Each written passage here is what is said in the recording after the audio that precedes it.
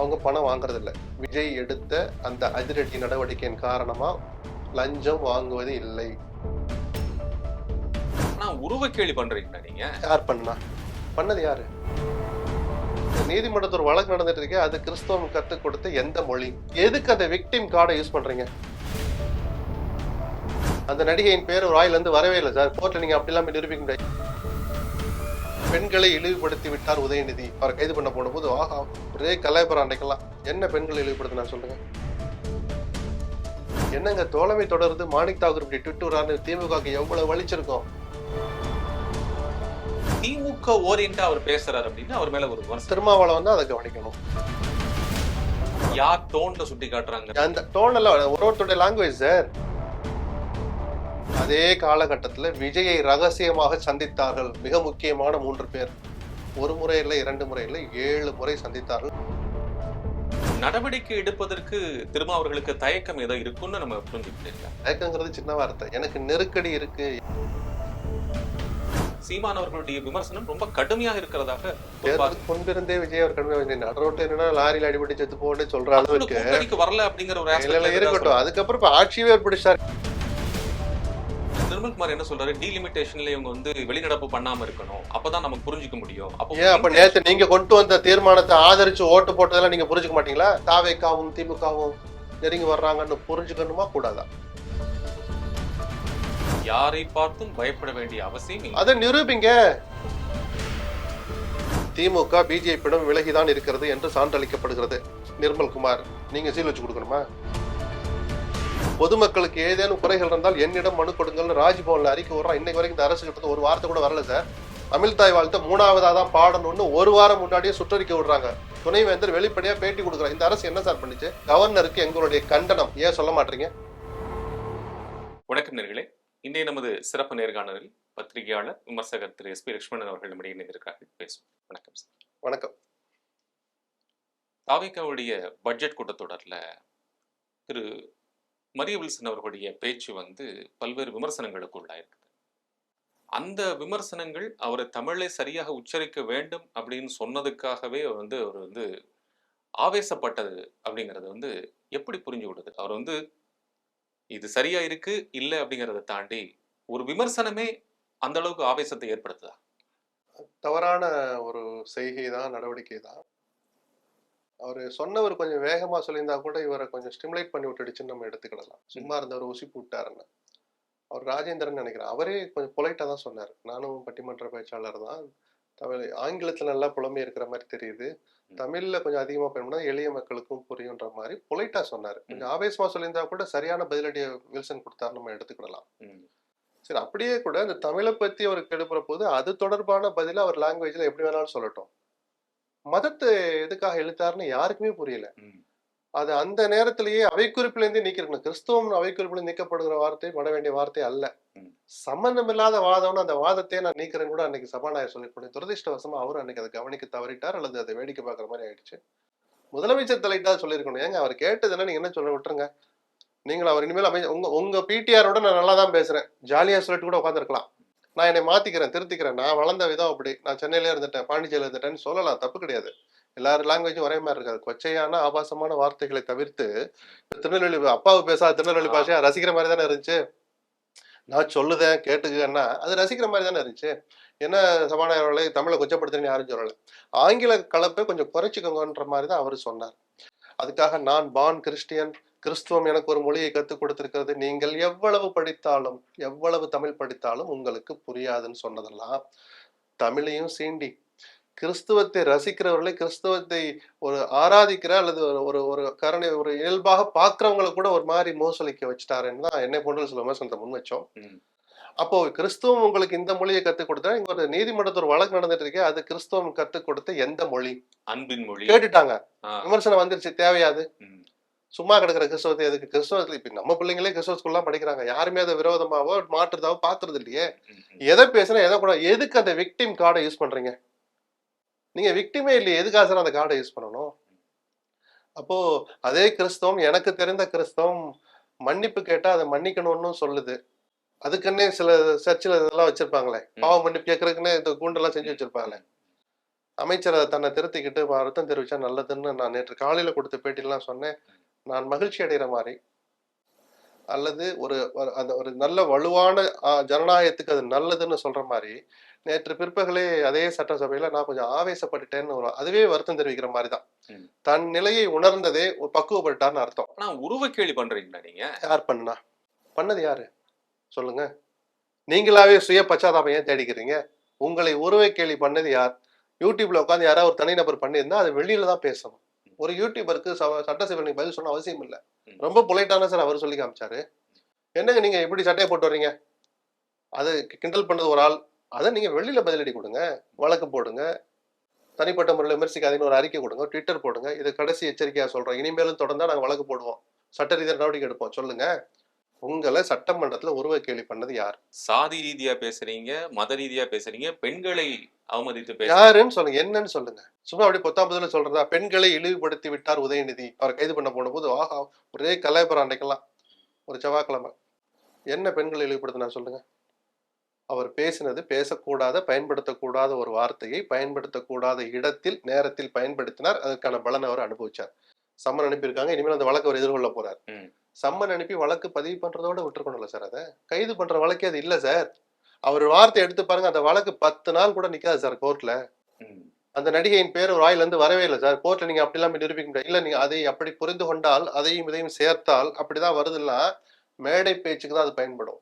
உதயநிதி சில்மிஷம் பண்றார், வார்த்தையை தவறா பயன்படுத்த மேடைகள்ல பதிலடி கொடுக்கலாம். அதுக்கு நல்ல வார்த்தை உதயநிதி பண்ணது தப்புன்னு நம்மளும் சொல்றோம். சொல்லக்கூடாத நேரத்துல நாக்குல சனி வந்து உட்காந்துருச்சுன்னு ஆயிரக்கணக்கான போலீசாரை திரட்டி வச்சு அதிகாலையில வீட்டை போய் முற்றுகையிட்டு நீலாங்கரையவே ரணகலப்படுத்துற மாதிரி கலைபரமாக்குற அளவுக்கு அது ஒரு வழக்கம் இல்ல. அதுக்கு நீங்க ஒட்டுமொத்த பெண்களை இழிவுபடுத்த நீங்க ஏதோ சொல்லுவீங்க. அந்த நடிகையின் பேரை அவர் சொன்னதாவே இருக்கட்டும், அது எப்படி ஒரு ஒட்டுமொத்த பெண்களை இழிவுபடுத்துறது ஆகும்? சொல்லுங்க சார். இந்த சுய பச்சாதாபம் தேடுறது, விக்டிம் கார்டை யூஸ் பண்றதுங்கிறத தான் நான் சொல்றேன். தாவேக்காவினர் இது ரொம்ப ரொம்ப தப்பா யூஸ் பண்றாங்க. யாரு பண்ணாலும் தப்பு தான், சரிதான். அது ஆட்சியாளர்கள் அது ரொம்ப கவனமா இருக்கணும். நடக்காத ஒண்ணு நடந்ததா சொல்றது, பொய் சொல்றது, இதெல்லாம் யார் செஞ்சாலும் அதை நம்ம சுட்டி காட்டணும், கண்டிக்கணும், தண்டிக்கணும்.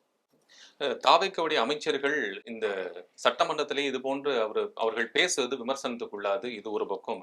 தாவேக்கா கூட்டணியில் இருக்கக்கூடிய விசிகாவுடைய பேச்சும் இப்போ விமர்சனத்துக்குள்ளா இருக்கு அப்படின்னு நீங்க பாக்குறீங்களா? கண்டிப்பா ஆலு ஷானவாஸ் அவர்கள் திமுகவுடைய மேடையில போய் நின்றுட்டு 3 மாசத்துக்கு முன்னாடி நம்ம அப்படி பேசணும், 3 மாசத்துக்கு முன்னாடி மாத்தி பேச சொல்றாங்க, என்னால எல்லாம் அப்படி பேச முடியாது, தப்புனா தப்பு தான், இது செய்யற தப்பு தான் அப்படின்னு திமுக ஓரியன்டா அவர் பேசுறாரு அப்படின்னு அவர் மேல ஒரு விமர்சனம். திருமாவளவன் தான் அதை கவனிக்கணும்.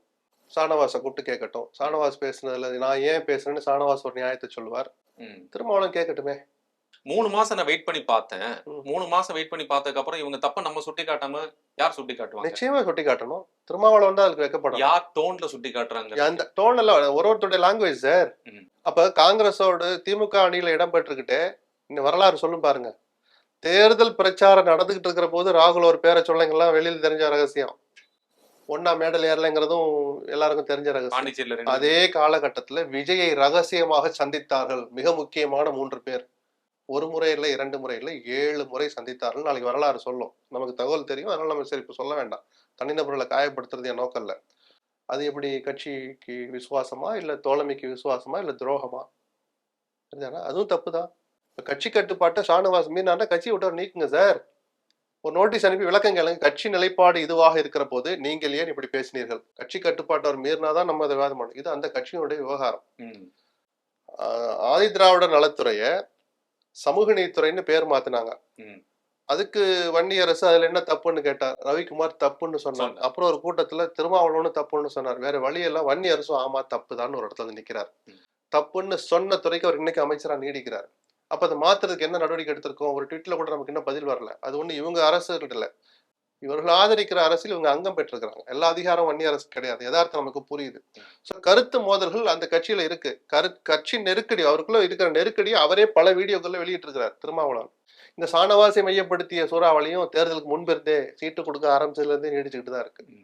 அதனுடைய தொடர்ச்சியா தான் நான் இதை பாக்குறேன். இல்ல இப்ப எங்க கேள்வி வருதுன்னா சார், ஷானவாஸ் அவர்களுடைய குரல் அவர் தனிப்பட்ட குரலா, திமுகவுடைய அவர் குரலாக அவர் ஒழிக்கிறாரா, இல்ல விசிகாவுடைய குரலாகவே அவர் ஒழிக்கிறார்? ஏன்னா நீங்க குறிப்பிட்டது போலவே திருமாவர்கள் என்ன சொல்றாங்க, தலைமைக்கு சங்கடத்தை உருவாக்கணுங்கிறதுக்காகவே சில பேர் பேசுறாங்க அப்படின்னு சொல்றாங்க. ஏன் இந்த சில பேர்னு சொல்றதுக்கு பதிலா ஷானவாஸ் இப்படி பேசுகிறார், இனிமேலும் இந்த இயக்கத்தில் இடம் இல்லைன்னு அது உண்மையாக இருந்தா நீக்கிட்டு போங்களேன். எந்த அர்த்தத்துல யார் டோன்ல பேசுறான்னு ஷானவாஸ் தான் பேசணும். அவருக்காக நாம வவுச் பண்ணவும் முடியாது, அதை விமர்சிக்கவும் முடியாது. அது அவர் அவர் சொன்ன கருத்து சரியா தப்பா நம்ம பொதுவாதத்துல பேசலாம். இல்ல இது நம்ம கட்சி எடுத்த நிலைப்பாட்டுக்கு மாறா இருக்குன்னா திருமாவளவன் தான் கவலைப்பட்டு அதை கண்டிக்கணுமே தவிர நாம அதுக்கு மேல அதுல பேசுறதுக்கு ஒண்ணு இல்லை. திமுகவின் குரலாக ஒழிக்கிறான்னு சொல்றதுக்கு நமக்கு என்ன ஆதாரம் இருக்கு? ஆனால் தோழமையோடு இருந்தா எல்லாத்தையும் வேடிக்கை பார்த்துட்டே போகணும்னு அவசியம் இல்லை சார். சுப்பராயன் எதிர்த்து குரல் கொடுக்கிறார், முத்தரசன் தனியா ஒரு குரல். அப்ப கட்சி விதிகளை மீறிட்டாங்களா, கட்சி கட்டுப்பாட்டை மீறிட்டாங்களா? இல்ல. அதே வீரபாண்டியனும் தமிழக அரசின் சிறப்பு பிரதிநிதியா ஆந்திராவில பிறந்து கர்நாடகாவில் இன்னைக்கும் வசிக்கிற ஒருத்தரை போட்டு தப்பு மறுபரிசீலனை பண்ணுங்கன்னு சொன்னார். உடனே அவர் தோழமை உணர்வு மீறிட்டான்னு சொல்றதா? தோழமைங்கிறது இந்த இன்னொரு தேர்தலை தவிர்ப்பதற்கு, மக்கள் மேல இன்னொரு சுமையை சுமத்தாம இருக்கிறதுக்கு, பிஜேபி உள்ள வந்துடாம இருக்கிறதுக்குன்னு பல காரணங்களை சொல்லி ஆதரிச்சாங்க. அதுக்காக எல்லாத்தையும் வேடிக்கை பார்க்க முடியுமா? இல்ல, கரெக்ட். ஆனா என்னன்னா, ஒரு வரையறை வைத்துக் கொண்டு பேசுவதுங்கிறது, தோழமை சுட்டுதல் அப்படிங்கறதை தாண்டி பாஜக ஒரு முகமாக இவங்க பேசுறாங்களோ அப்படின்னு ஆளூர் ஷானவாஸ் பேசுறதுங்கிறது கட்சியுடைய நிலைப்பாட்டை தாண்டி பேசுற, அதெல்லாம் நீங்க அங்க வைக்கிறீங்க அப்படிங்கிற கேள்வி வருது. அதைத்தான் நான் சொன்னேன், திருமாவளவன் தான் கவனிக்கணும். அது தன் தரப்பு நியாயத்தை ஷானவாஸ் தான் அங்கே போய் சொல்லணும். அப்படி சொன்ன விவகாரம் வெளியில வந்த பிறகுதான் நாம பத்திரிகையாளர் அதை பத்தி விமர்சிக்க முடியும். ஒரு கேள்வி இதுல, விசிகாவுடைய குரலாக அவர் ஒழிக்கிறாரா இல்லையா அப்படிங்கறத நம்ம புரிஞ்சுக்க முடியுதா? அதுல ஷானவாஸ் இன்னைக்கு வரைக்கும் ஒரு விசிகால நீடிக்கிறார். அவர் ஒரு பிரச்சனையில தன் கருத்தை சொல்றாருன்னா ஏன் சொன்னார், எதுக்காக சொன்னார்னா திரும்ப சொல்றேன், விடுதலை சிறுத்தைகளுக்கு இடைஞ்சல் தர்ற கருத்தா அது இருக்கும். அது மாறுபட்ட கருத்து எனக்கு இல்லை. இதை பத்தி முதல்ல கவலைப்பட வேண்டியது யாரு? திருமாவளவன் பிளஸ் இந்த ஆட்சியாளர்கள். என்னங்க உங்க கட்சியில இருந்துகிட்டு அவர் இப்படி பேசுறாரு அப்படின்னு கேட்கட்டுமே. என்னங்க தோழமை தொடருது, மாணிக் தாகூர் இப்படி ட்விட்டரான்னு திமுகவுக்கு எவ்வளவு வலிச்சிருக்கும். நியாயப்படுதல சார். எல்லா இயக்கங்களையும் எல்லா காலகட்டத்திலையும் எல்லா கூட்டணிகளையும் இந்த தர்ம சங்கடங்களை ஏற்படுத்துவர்கள் இருந்து கொண்டுதான் இருக்கிறார்கள். ஷானவாசுடைய நோக்கம் தர்ம சங்கடத்தை ஏற்படுத்துறதா, இல்லை என்னுடைய என்னை ஒரு துளி கூட மதிக்காம நீங்க பாட்டு இப்படி பண்றீங்களேங்கிற கோபத்தை இப்படி வெளிப்படுத்துறாரா, இல்ல தன் இயல்பிலேயே கலந்திருக்கிற அநீதிக்கு எதிராக குரல் கொடுக்கிறேன், ஒரு தப்புக்கு எதிராக குரல் கொடுக்குறேங்கிற அதன் தொடர்ச்சியா ஷானவாஸ் இப்படி பேசுறாரான்னு அவர் விளக்கம் சொல்லாத வரைக்கும் நாம உள்ள பூந்து அதுக்கு ஒரு அர்த்தத்தை பொலிவுரைய பதவுரைய எழுத முடியாதுன்னு சொல்றேன். நான் புரிஞ்சுக்கிறேன். ஆனா இப்போ நடவடிக்கை எடுப்பதற்கு திருமாவர்களுக்கு தயக்கம் ஏதோ இருக்குன்னு நம்ம புரிஞ்சுக்க முடியிருக்கா? இல்ல, அவர் நான் நெருக்கடியில் இருக்கிறேங்கிறத வெளிப்படையாவே சொல்ற. தயக்கங்கிறது சின்ன வார்த்தை. எனக்கு நெருக்கடி இருக்கு, என்னை இப்படி படுத்தாதீங்க அப்படின்லாம் பல வீடியோக்கள் கடந்த 3-4 மாத காலமா அவர் வெளியிட்டு தான் இருக்கிறார். எனக்கு தெரிஞ்சு இன்னும் அந்த நெருக்கடியிலிருந்து அவர் மீளவில்லை. இன்னொரு இடத்துல சொல்றாரு, விசிகாவை அழிக்க பாக்குறாங்க அப்படின்னு சொல்றாரு. அப்படியெல்லாம் யாருமே நினைக்கல. எங்க பன்னீர் பாபு திமுக சேர்த்துக்கிட்டா அழிக்க பாக்குறதுன்னு எடுத்துக்கிறதா? அப்ப அப்படி சொல்ற திருமாவளவன் நீங்க இன்னைக்கு தாங்கி பிடிக்கிற தாவேக்கா ஒரு டெய்லி பேச்சுவார்த்தை நடத்தி சனிக்கிழமை தோறும் ஒரு முன்னாள் அமைச்சர் சொன்ன மாதிரி வாரச்சந்த மாதிரி நிகழ்ச்சி நடத்திட்டு அதிமுகவை கரைச்சிக்கிட்டு இருக்காங்களே, அதிமுகவை அழிக்கிற வேலையை தாவாக்க செய்கிறது. திருமாவளவன் சொல்லுவாரா? மனசாட்சியுள்ள திருமாவளவன் சொல்லணும்ல, ஏன் மௌனம் கேட்கிறார்? ஏன்னா அதிமுகவை பத்தி ரொம்ப கவலைப்பட்டவர் அவரு. நான் ரொம்ப நட்பு ரீதியாகவும் சொல்றேன், கிண்டலா சொல்லல, யதார்த்தமாவே சொல்றேன். அதிமுக நல்லா இருக்கணும்னு திமுகவில் இருந்த போதே நினைச்சவர் திருமாவளவன். பல நேரங்கள் அது ஓப்பனாகவும் சொல்லியிருக்கிறாரு. அந்த திருமாவளவன் இப்ப ஏன் மௌனமா இருக்கிறார்? சிதைச்சிட்டு அப்படி ஒண்ணும் கட்சியை சிதைக்கல. உங்களுக்கு வாக்கு வங்கி சத்தம் இல்லாம விஜய் பக்கம் போயிருக்கு. திருமாவளவனுடைய வாக்கு வங்கியும் தாவேக்காவுக்கு போனது, உங்கள் கட்டளையை மீறி, உங்கள் வாக்குறுதியை மீறி. அது வெளியே தெரியல கூட்டணியில இருந்ததுனால. மற்றபடி கட்சியை கரைக்கிறது யார்? இந்த கட்சிக்கு எதிராக கடுமையான விமர்சனங்களை முன் வச்சது வைகோ தான். விடுதலை சிறுத்தைகளுக்கு வைகோக்கு தான் ஒரு பனிப்போரே நடந்துகிட்டு இருந்துச்சு. நீங்க கவனிச்சதுன்னா தெரியும், சில பல வார்த்தைகளை மறைமுகமா விட்டுட்டு இருந்தாரு. அந்த வைகோ வெளியிட்ட நூல் நீங்க தான் போய் பெற்றுக்கிட்டீங்க. அது திருமாவளவனுடைய நாகரிகம், வைகோனுடைய பெருந்தன்மை, எப்படி வேணாலும் எடுத்துட்டு போகலாம். அப்போ உங்களை ஒழிக்கிறாங்கன்னு நினைச்சா சில்மிஷம் பண்ணி குத்தி காட்டுனது விமர்சிச்சதுன்னா வைகோ மட்டும் தானே தவிர திமுக வேற எதுவும் பண்ணலையே. ஷானவாஸ் திமுக போன ஒரு பேச்சு இருக்கு, பனையூர் பாபு போய் சேர்ந்துட்டார். இந்த ரெண்டை தவிர உங்களை அழிக்கிறதுக்கு என்ன நடந்துச்சு? இல்லையே. அப்போ உங்களுடைய பலவீனத்தை மறைக்க நீங்க இப்படி சொல்றீங்களான்னு விமர்சனம் வந்தால் திருமாவளவன் தான் அதுக்கு பதில் சொல்லணும். திருமாவளவன் அவர்கள் இல்லாமல் ஒரு எதிர்த்தரப்பு கூட்டணி உருவாகி இருப்பதை நீங்க கவனிச்சிருப்பீங்க. காவிரியை மீட்டெடுப்போம் அப்படிங்கிற ஒரு ஆர்ப்பாட்டம் நடந்தது. கிருஷ்ணசாமி அவர்களுடைய தலைமையில் அந்த ஆர்ப்பாட்டம் நடந்தது. தமிழக வாழ்வுரிமை கட்சியுடைய வேல்முருகன் அதில் பங்கேற்றிருக்கிறார். திரு சீமான் அவர்களும் அதுல பங்கேற்றிருக்கு. இவ்வளவு நாட்கள் இதோட அணி சேராத திரு சீமான் அந்த அணியில சேர்ந்திருக்கிறார் அப்படிங்கிறது எப்படி பார்க்க? அதை அரசியலா பார்க்கல. நம்பர் 1. பொதுவாகவே நீங்க வேல்முருகன் ஆகட்டும், கிருஷ்ணசாமி ஆகட்டும், சீமானும் கூட தனித்தனியாகவோ அல்லது வேல்முருகன் போன்றவர்கள் தமிழை மையப்படுத்தி, இலங்கை தமிழர் பிரச்சனையை மையப்படுத்தி பல்வேறு போராட்டங்களை கூட்டமைப்புகளை பண்ணியிருக்கிறவர் தான் வேல்முருகன். ஏதோ புதுசா போயில அப்படி பண்ணல. தமிழ்நாட்டு உரிமைகளுக்காக வைகோ ஒரு ஆங்கிள் எப்படி காலங்காலமா குரல் கொடுத்துட்டு இருக்கிறாரு. ஆட்சியில் இருந்தாலும் இல்லைனாலும், அதிகாரம் இருந்தாலும் இல்லைனாலும், வேல்முருகனும் அதே பாணியில பண்ணிட்டு இருக்கிறவங்க தான். சீமான் தன் லாங்குவேஜ்ல அவரும் பண்ணிட்டு தான் இருக்கிறார். எல்லோரும் ஒரு அணியில ஒரு மேடையில உட்கார்ந்தனால நமக்கு அது கவனிக்கிற மாதிரி தெரிஞ்சிருக்கு. அதுல அரசியலா நான் பார்க்கல. காவிரி பிரச்சனைக்காக பார்த்தோம். இல்ல திருமாவளவனை தவிர்த்து விட்டு அப்படி திருமாவளவன் எப்படி சார் கூட முடியும்? அவர் ஒரு அணியில இடம் பெற்றிருக்கிறார். கிருஷ்ணசாமி இன்வைட் பண்றாரு, எல்லாரும் வாங்க இல்ல அப்படின்னு. எப்படி போவாங்க? எப்படி திருமாவளவன் போவார்? இப்ப அனைத்து கட்சி எம்பிக்கள் கூட்டம் விஜய் கூட்டினார்ல. அதை பார்த்தா தோழமை கட்சி எம்பிக்கள் தான் இருப்பாங்க. ஏன் மற்றவங்க போகல? ஏன்னா அதுதான் இயல்பு. அது சராசரி அரசியல் அது. ம். அங்க போய் நீங்க விஜய் விமர்சிச்சு ஒரு தீர்மானம் போடுங்க. திருமாவளவன் அந்த மேடையில உட்கார்ந்திருந்தா நாளைக்கு நீங்க அதை நீங்கள் நானும் அதான் பேசிட்டு இருப்போம். என்ன சார் இப்படி விஜய்க்கு துரோகம் பண்ணிட்டு இப்படி போறாரு? பேசுவோமா மாட்டோமா? ஏன்னா எங்க கரெக்ட் பண்றாங்கன்னா, வேல்முருகன் அவர்களும் சீமான் அவர்களும் ஒரு இடத்துல கூட்டணி நோக்கி நகர்கிறார்கள் அப்படிங்கிற ஒரு பார்வை. அது நான் அமைச்சிட்டு வரட்டும், அப்புறம் பேசுவோம். தேர்தலுக்கு இயல்பான தேர்தலுக்கு 2.5 வருஷம் இருக்கு. இடைத்தேர்தலுக்கே தடை போட்டு வச்சிருக்கிறாங்க. அப்படி அவசரப்பட்டு ஆலோசிக்கிற அளவுக்கு அது அதிமுக்கியத்துவமான பிரச்சனையா நான் பார்க்கல. ஆனால் அவருடைய நோக்கத்தை நம்ம பாராட்டலாம். தமிழ்நாட்டு நலனுக்காக நடந்த ஒரு கூட்டம். அதுல கலந்துக்கலைங்கிறதுக்காக திருமாவளவனுக்கு அந்த ஆர்வமே இல்லைன்னு நம்ம சொல்ல முடியுமா? அவருக்கு அரசியல் ரீதியா சில சங்கடங்கள் இருக்கு. சரி, விஜய் ஒரு கூட்டம் போட்டாரே, இன்னொரு அனைத்து கட்சி கூட்டம் ஒரு கூட்டல, ஒரு பேச்சு வச்சு இந்த ஆட்சி இன்னொரு கூட்டம் போடுது, வேல்முருகன் போகலைன்னா வேல்முருகனுக்கு தமிழ்நாட்டு நல்ல அக்கறை இல்லைன்னு சொல்றதா? சில சங்கடங்கள் இருக்கும், அதனால தவிர்க்கிறாங்கன்னு நம்ம கடந்து போகணும். அதுல திரு சீமான் அவர்கள் பேசி இருக்கிறது ரொம்ப முக்கியத்துவம் வாய்ந்த பிறகு, இங்க வழக்கமாக அவர் பேசுவதிலிருந்து இருந்து அந்த ஆட்சியாளர்கள் வந்து மக்கள் மேல கொஞ்சம் கூட அக்கறை இல்லாதவர்களாக இருக்காங்க. தொடர்ச்சியா பேசுறார். அதுல தாவேக்கு ஆட்சி வந்தது மேல சீமான் அவர்களுடைய விமர்சனம் ரொம்ப கடுமையாக இருக்கிறதாக ஒரு பார்வை. தேர்தலுக்கு முன்பிருந்தே விஜய் அவர் கடுமையா நடுரோட்டு என்னன்னா லாரியில் அடிபட்டு செத்து போன்னு சொல்ற அது கூட அளவுக்கு கூட்டணிக்கு வரல அப்படிங்கிற ஒரு இல்ல aspect ல இருக்கட்டும். சொல்றாரு. அதுக்கப்புறம் இப்ப ஆட்சியவே அவர் பிடிச்சாரு. இவர் எடுக்க வேண்டிய, இவர் அடைய நினைத்த ஆட்சி அவர் பிடிச்சார். இவருடைய வாக்கு வங்கி சரிபாதியாக குறைவதற்கும் விஜய் ஒரு காரணம்ன்ற போது ம். சீமானின் கோபத்தை நம்மளால புரிஞ்சுக்க முடியுது. மற்றபடி இந்த அரசு விமர்சிக்க தான் சார் செய்வாங்க. பாராட்டணும்னு எப்படி நம்ம எதிர்பார்க்க முடியும்? கடுமையானது அவர் லாங்குவேஜ்ல விமர்சிக்க தான் செய்வார். எனக்கு அது ஆச்சரியமா படல. ஆனா அந்த வார்த்தைகள் ரொம்ப தடித்த வார்த்தைகளா சரி, இருந்திருக்கு. சீமானுடைய லாங்குவேஜ் அதானே சார். நான் நியாயப்படுத்தல. அவர் லாங்குவேஜ்னு சொல்லிட்டேன் நான். அதையே அப்புறம் அதுக்குள்ள போய் ஒன்னொன்னா போய் நம்ம ஏன் நோண்டி பார்க்கணும்? விட்டுடுங்க அதை. நியமன பதவிகளை திரைத்துறை சார்ந்திருக்கக்கூடிய சினிமாக்காரங்களுக்கு நிறைய கொடுக்குறாங்க இந்த ஆட்சியில அப்படின்னு அர்ச்சனா கல்பாத்தி அவர்களுக்கு கொடுத்திருக்காங்க, வெங்கட நாராயணன் அவர்களுக்கு கொடுத்திருக்காங்க, இந்த மாதிரி ஒளிப்பதிவாளர்களுக்கு இப்படி ஒவ்வொருத்தருக்கா கொடுக்குறாங்க. அவங்கெல்லாம் தகுதியற்றவர்னு யாரும் சொல்லல. எனக்கு தெரிந்த ஹோல் இதுல வெங்கட் நாராயணா நியமனத்தை மட்டும்தான் ஒரு ஆக்வர்டா பார்த்தோம் நம்ம. ஏன்னா தமிழ்நாட்டு உரிமைகளை பத்தி பேசுறவர் கர்நாடகால இன்னைக்கு வரைக்கும் வீடு வச்சுக்கிட்டு வாழ்ந்துட்டு இருக்கிற ஒருத்தர் கொண்டா போடணுமான்னு நம்ம கேட்டோம். இன்னைக்கு வரைக்கும் விஜய் கிட்ட இந்த அரசு கிட்ட இருந்து பதிலே வரல. தோழமை கட்சிகள் சுட்டி காட்டின பிறகும் அவங்ககிட்ட இருந்து எந்த பதிலும் இல்லை. மற்ற நியமனங்கள் எல்லாம் நான் பெருசா பார்க்கல. ரைட், ஒரு ஆட்சியாளருக்கு இருக்கிற அதுதான் சார் சலுகை. அந்த வசதி அவங்க அனுபவிக்கிறாங்க. அடுத்தவங்க காசை நான் தொடமாட்டேன்னாரு. ஏன்னா ஆல்ரெடி அவர் நல்ல வசதியில் இருக்கிற விஜய். அது போல அவருக்குன்னு நட்பு வட்டம்னு இருக்கிற போது அதுல சில பேரை சில பதவியில் அமர்த்துறது தவறல்ல, சட்டவிரோதம் அல்ல. அறங்காவலர் குழுவுல வந்து ஏன் சினிமாக்காரர் அவங்க ஒன்றும் தகுதி இல்லாதவர் இல்லையே. சென்னையிலே பிறந்து வளர்ந்த குடும்பம்ன்றாங்க. பாலக்காட்டு பிராமின்னு யாரோ ஒருத்தர் சொன்னார், இருந்துட்டு போட்டோம்.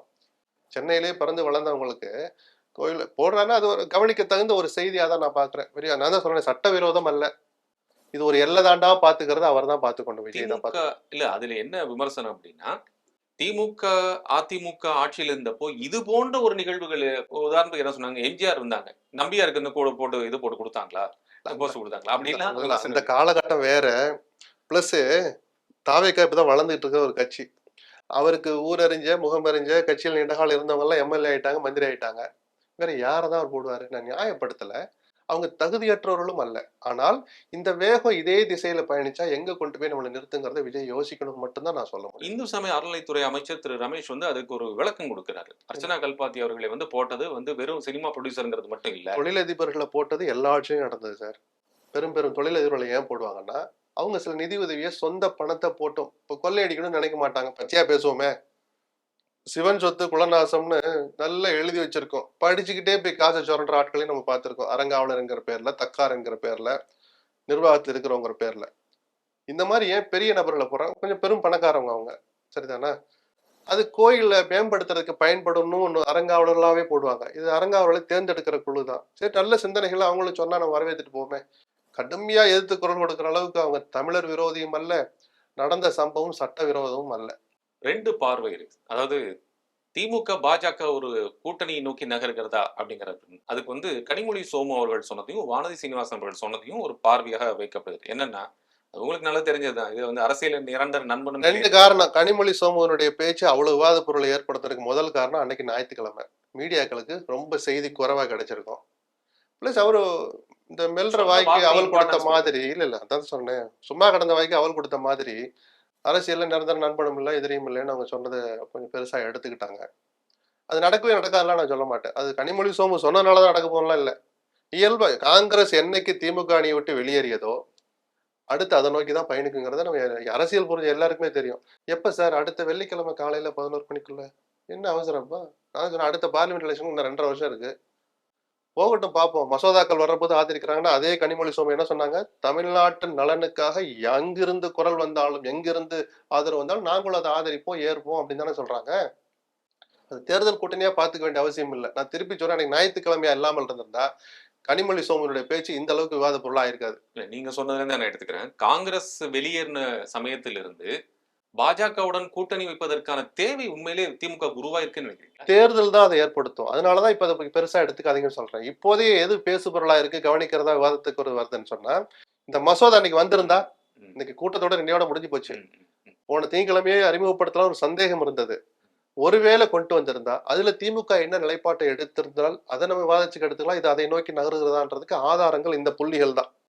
இப்ப அதுக்கு வேலையே இல்ல. நிர்மல்குமார் என்ன சொல்றாரு? டீலிமிட்டேஷன்ல இவங்க வந்து வெளிநடப்பு பண்ணாம இருக்கணும், அப்பதான் நமக்கு புரிஞ்சுக்க முடியும். ஏன் அப்ப நேத்து நீங்க கொண்டு வந்த தீர்மானத்தை ஆதரிச்சு ஓட்டு போட்டதெல்லாம் நீங்க புரிஞ்சுக்க மாட்டீங்களா? இன்டென்ஷனுக்கு இருங்க, அது எவ்வளவு பெரிய விமர்சனமா இருக்கு தெரியுமா? அதனா பிஜேபி அணியில் இன்னைக்கும் தொடர்கிற எடப்பாடி அந்த தீர்மானத்தை எதிர்க்கிறார். பிஜேபி அணியில் ஒருவேளை சேரலாம்னு சந்தேகப்பாறை பாக்குற திமுக நீங்க கொண்டு வந்த தீர்மானத்தை வெளிப்படையா ஆதரிக்குது.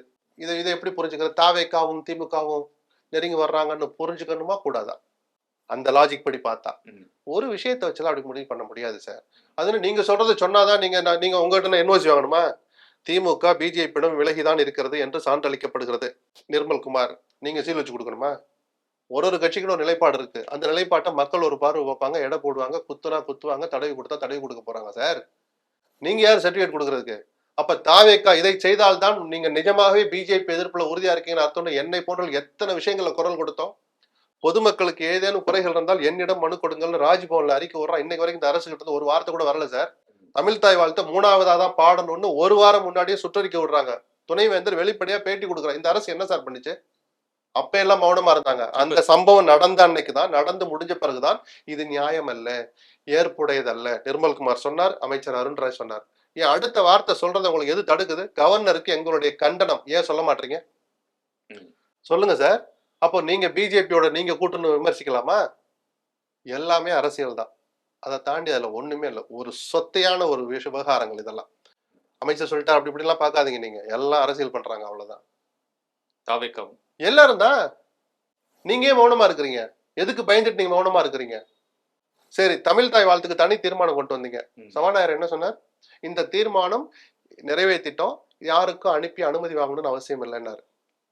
நிர்வாக ரீதியா அது சரியா இருக்கலாம். அதை ஆங்கில மொழிபெயர்ப்ப கவர்னருக்கு அனுப்பி இருக்கணுமா கூடாது? அந்த தீர்மானம் போட்டதுக்கு காரணமே கவர்னர் தான் சார்.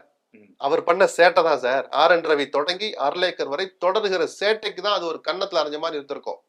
ஏன் கவர்னருக்கு அனுப்ப மாட்டீங்க? ஒப்புதலுக்கு இல்ல. இது ஒன்றும் மசோதா இல்ல, பில் இல்ல. இங்கிலீஷ்ல டிரான்ஸ்லேட் பண்ணி படிச்சு பாரு. இதுதான் தமிழ்நாட்டு மக்களுடைய உணர்வுல சார் கொடுத்துருக்கணும். ஏன் மௌனமா இருக்கீங்க? சொல்லுங்க சார். திமுக வந்து அதை செஞ்சிருப்பேன் நினைக்கிறீங்களா? பண்ணிருப்பாங்கல்ல கண்டிப்பா. அல்லது முதலமைச்சர் ஒரு ட்விட் போட்டிருக்க மாட்டாரா? விஜய் ஏதாவது ஒரு ரியாக்ஷன் காமிச்சாரு சொல்லுங்க. டாக் லெஸ் ஒர்க் மோர் அப்படின்னு ஏதோ ஒருத்தர் சொன்னாரு.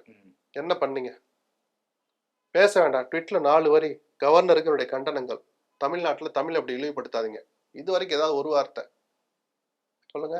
தமிழ்நாட்டில் தமிழ் மொழிக்கு தான் முக்கியத்துவம் இருக்கும். தமிழ் மொழியினுடைய தமிழ் தாய் வாழ்த்து தான் முதல் பாடப்படுங்கிறதுல எங்களுக்கு மாற்று கருத்தில் என்னன்னு தாவேக்கா சொல்றாங்க. அவங்க தான் மாற்றி சொல்றாங்களா? அதை மாத்தி நடைமுறைப்படுத்திய கவர்னருக்கு உங்களுடைய ரியாக்ஷன் என்ன? எதிர்வினை என்ன? கவர்னருடைய ஃபங்க்ஷன்ங்கிறதுனால அதை நம்ம பண்ண வேண்டிய சூழல் தள்ளப்பட்டோம். அப்படி பார்த்தா நேற்று தீர்மானத்தை எடுத்து படிங்க. அதுல என்ன வார்த்தை இருக்கு? பல்கலைக்கழகங்கள் ஒரு வார்த்தை இருக்கும். எடுத்து படிச்சு பாருங்க. பல்கலைக்கழக வேந்தர் யார்? கவர்னர். இன்னைக்கு அவருக்கு தான் அதிகாரம். அப்புறம் அவர் அதிகாரத்துல நீங்க தலையிடுறீங்க சொல்லுங்க. ஸ்டேட் ஃபண்டட் தானே. அப்ப அந்த ஸ்டேட் ஃபண்டட் விஷயத்துல அன்னைக்கே குரல் கொடுக்கல. தமிழ் தாய் வாழ்த்து மனோன்மணி சுந்தரம், அந்த தமிழ் தாய் வாழ்த்தை இயற்றிய மனோன்மணி சுந்தரனார் பேர்லயே இருக்கிற பல்கலைக்கழகத்தை தமிழை கொண்டு 3ஆம் இடத்துல வச்ச போது விஜய் ஏன் மௌனமா இருந்தார்? இந்த அரசு ஏன் மௌனமா இருந்துச்சு? அன்னைக்கு நான் கேள்விப்பட்டேன்னு சொல்லாதீங்க. ஒரு வாரம் முன்னாடி துணைவேந்தர் பேட்டியை கொடுத்துட்டார்.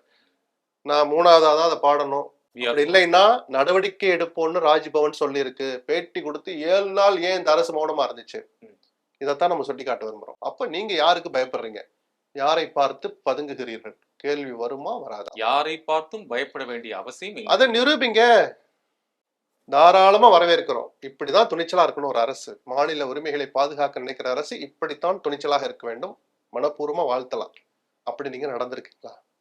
ஏதாவது ஒரு உதாரணம் சொல்லுங்க. இந்த அரசுக்கு எதிராக நாங்கள் குரல் கொடுக்கிறோம். தமிழ்நாட்டு உரிமைகளை உணர்வுகளை கீறி பார்க்கிற போது, உரிமைகளை பறிக்க வர்ற போது, அது பிஜேபியாக இருந்தாலும் சரி, காங்கிரஸாக இருந்தாலும் சரி, எங்களுடைய ரியாக்ஷன் இப்படிதான் இருக்குன்னு ஏதாவது ஒரு ரியாக்ஷன் காட்டுங்க. இந்த 90 நாள் ஆட்சியில.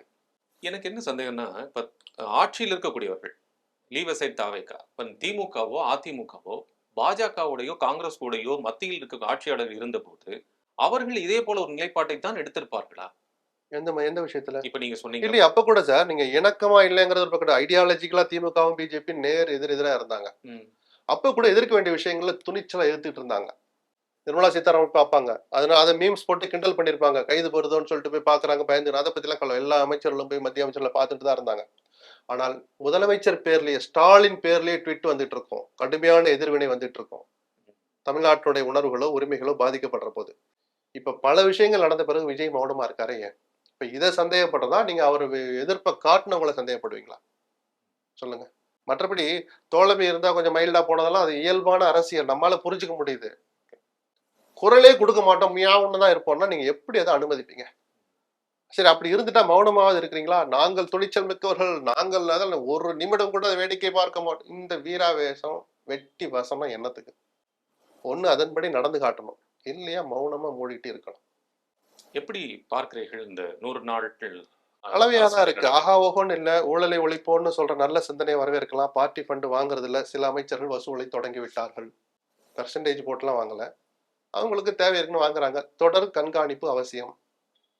அரசு அலுவலகங்கள்ல நியாயமாக நகர வேண்டிய கோப்புகள் நகர வேண்டிய வேகத்தில் நடக்கல. அவங்க பணமும் வாங்குறது இல்ல, வேலையும் செய்யறது இல்ல. இதை இந்த அரசு கவனிக்கணும். பல விஷயங்கள். ஏன்னா ஒண்ணு பணம் வரலைங்கிற கோபம், எரிச்சல் இருக்கும். இவங்களுக்கு என்ன சும்மா செஞ்சு கொடுக்குற வேலை இன்னைக்கு செஞ்சானா நாளைக்கு செஞ்சானாங்கிற அந்த அசால்ட் இருக்குல்ல, அலட்சியம் இருக்குல்ல, பெண்டிங் ஆகுது. தேவையில்லாத பெண்டிங் ஆகுது. ஆபத்து நிறைய நோக்கி போகுது. கடனை வாங்கி தொழில் பண்றவங்கலாம் இன்னைக்கு நொந்து போயிருக்கிறான். இந்த 100 நாள் ஆட்சியில இது விஜய் மிக நிச்சயமா, அரசியலே கிடையாது இதுல. ரொம்ப யதார்த்தத்தை சொல்றேன். கீழே இருக்கிற தகவல் என் காதுக்கு வர்றதுனால சொல்றேன். என்னை போன்றவர்கள் குறிப்பா அந்த உள்ளூர் திட்ட குழுமத்துல கிராமங்கள்ல பிளாட்டை விற்கணும், இப்போ மனையா பிரிக்கணும்னா கூட அந்த உள்ளூர் திட்ட குழுமம் போய் பெர்மிஷன் ஆகணும்ல. அவங்க பணம் வாங்குறது இல்ல. விஜய் எடுத்த அந்த அதிரடி நடவடிக்கையின் காரணமா லஞ்சம் வாங்குவது இல்லை. ஆனால் அவர்கள் பெர்மிஷனும் கொடுக்கறது இல்லை. அத்தனை தொழிலும் முடங்கி போய் கிடக்கு. அது மாதிரி சூரிய மின்சக்தி திட்டம் கட்சி நிதி நிர்மல்குமார் வாங்குறது இல்லை, பாராட்டலாம். ஒரே 1 மெகாவாட் கூட இந்த அரசு அனுமதியும் கொடுக்கல. எல்லா பயிலும் பெண்டிங்ல இருக்கு. அந்த தொழிலே முடங்கி இருக்கு. ஆமாவா இல்லையான்னு சொல்லுங்க. நிர்மல்குமாருக்கு இந்த தொழிலை முடக்கணுங்கிறது நோக்கம் இல்லாம இருக்கலாம். அதிகாரிகள் சரியா கைட் பண்ணல. இல்ல அமைச்சர் என்ன நினைச்சுக்கோ, அவங்களுக்கு ஒரு தயக்கம் இருக்கு. நம்ம அனுமதி கொடுத்தா தப்பு நடந்தா தப்பாதான் பார்ப்பாங்களாங்கிற இந்த பயம் இருக்குல்ல. தேவையற்ற இந்த பயத்தையும் உங்களுடைய ஊழல் ஒழிப்பு ஏற்படுத்திருங்கிறத புரிஞ்சுக்கிட்டு இதை எப்படி சரிப்படுத்துறதுன்னு பார்க்கணும். ரொம்ப நன்றி சார். இவ்வளவு நேரம் உங்களுடைய நேரத்தையும் கருத்தையும் எங்கிட்ட பகிர்ந்து கொண்டீர்கள். நன்றி.